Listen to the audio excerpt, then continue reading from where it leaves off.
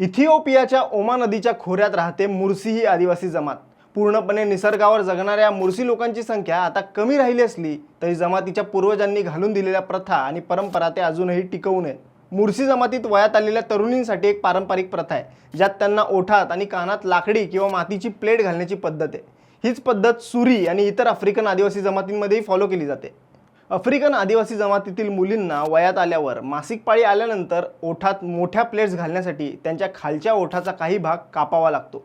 हे काम त्या मुलीची आई आणि जमातीतील इतर वृद्ध महिलांकडून केलं जातं। ओठांमध्ये झालेली जखम भरून येईपर्यंत आणि ते ओठ चिपकू नये यासाठी त्या ओठात लाकडी तुकडा ठेवून ती जखम उघडी ठेवली जाते।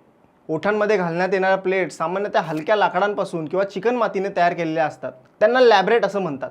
काही वेळा हे लॅब्रेट नक्षी काढून सजवली जातात तर कधी त्यात धातू किंवा चमकदार खड्यांचा वापर केला जातो। काही जमातींमध्ये हे लॅब्रेट वरच्या ओठात, काहींमध्ये खालच्या ओठात तर काहींमध्ये दोन्ही ओठात आणि कानात सुद्धा घालतात।